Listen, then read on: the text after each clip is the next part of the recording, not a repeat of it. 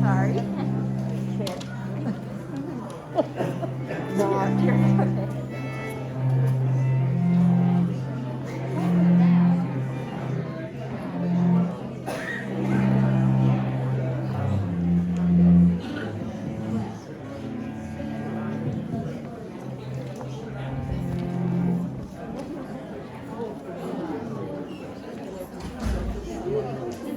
Oh, yeah.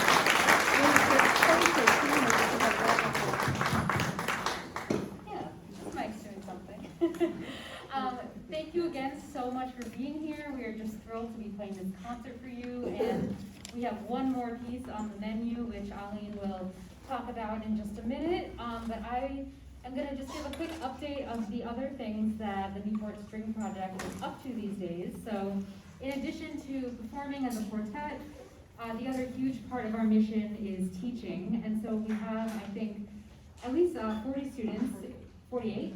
Wow, 48 students enrolled with us this semester.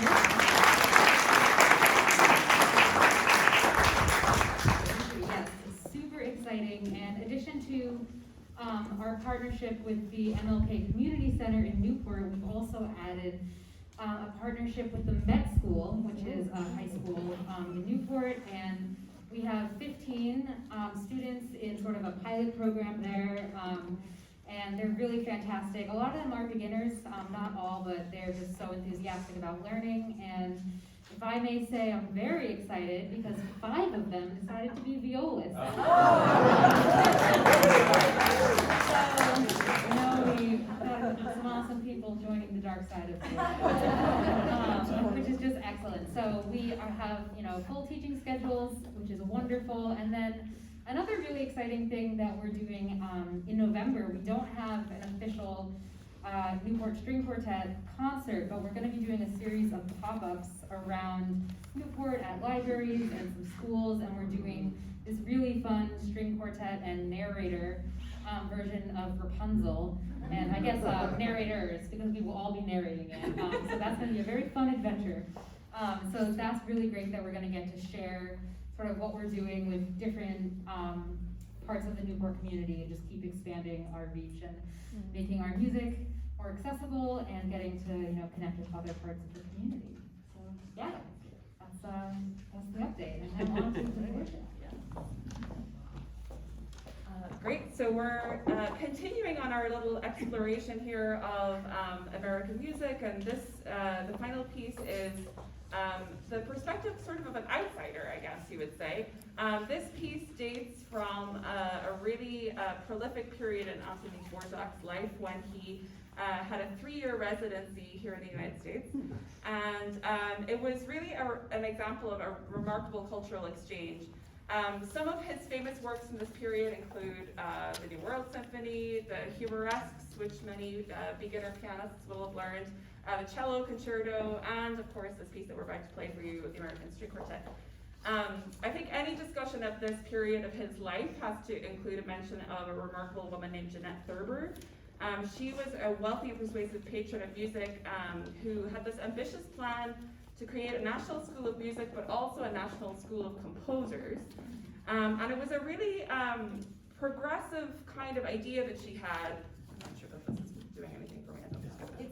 Oh yeah, we can just turn it off. Yeah, let's get it around. So it was an example of a really remarkably, incredibly progressive school because it was open to women, to African Americans, to those with physical disabilities. It wasn't free, but nobody was turned away for lack of funds. So it was this really interesting example of music education with a very socially progressive kind of spin.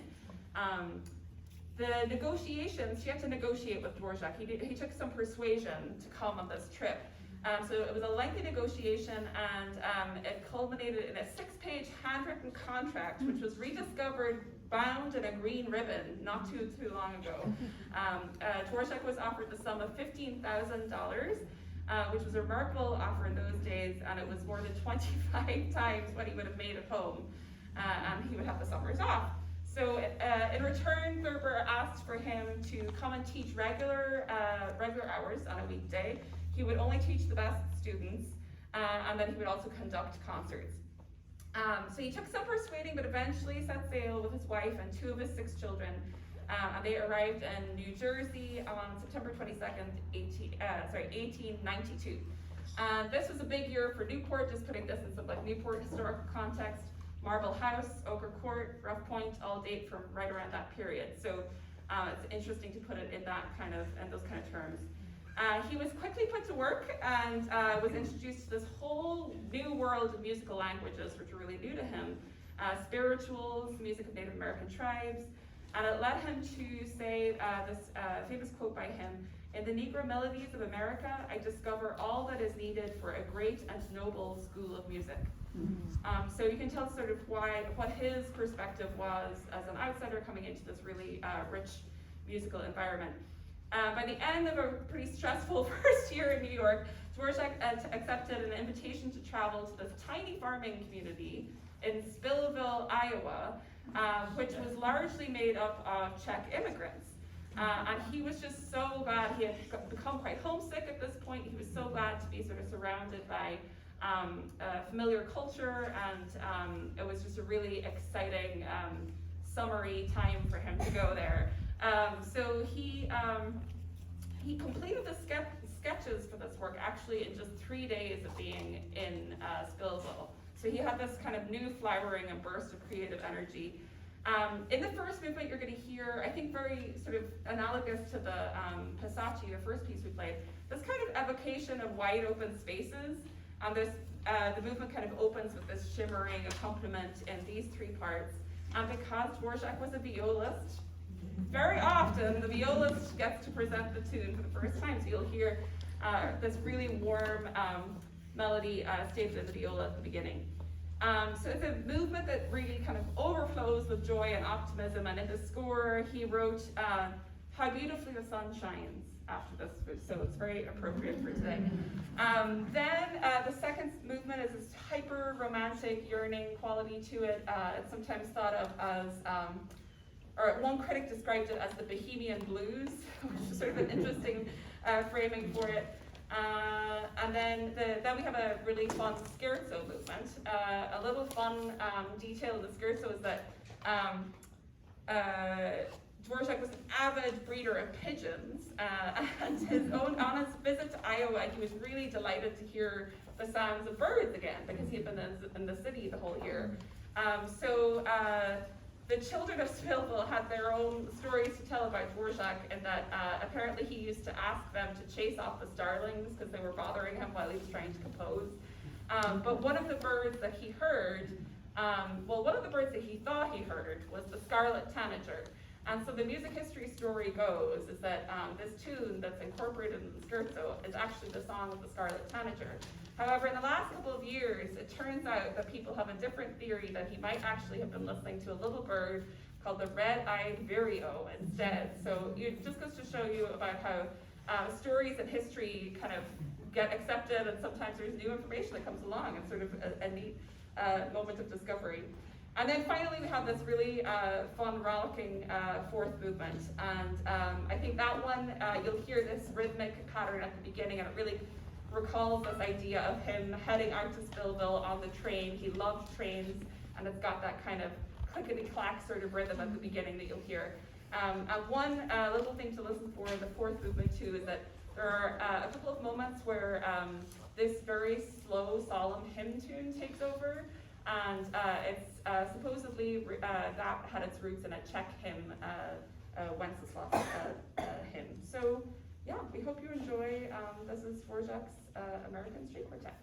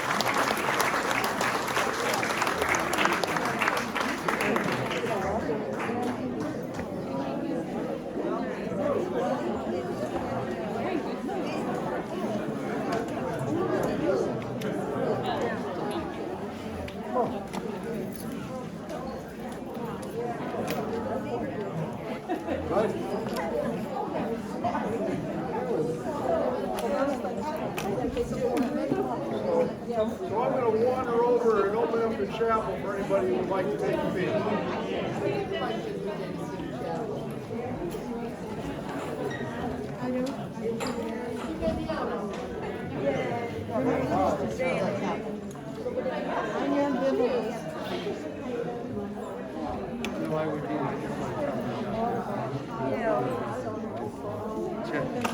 What are we going to do about that? We should take it to her. Oh, they're not always here. That just dawned on me.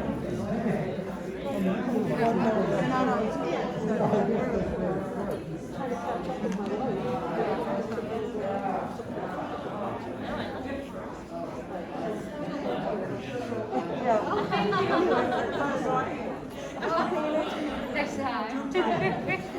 Thank you for coming.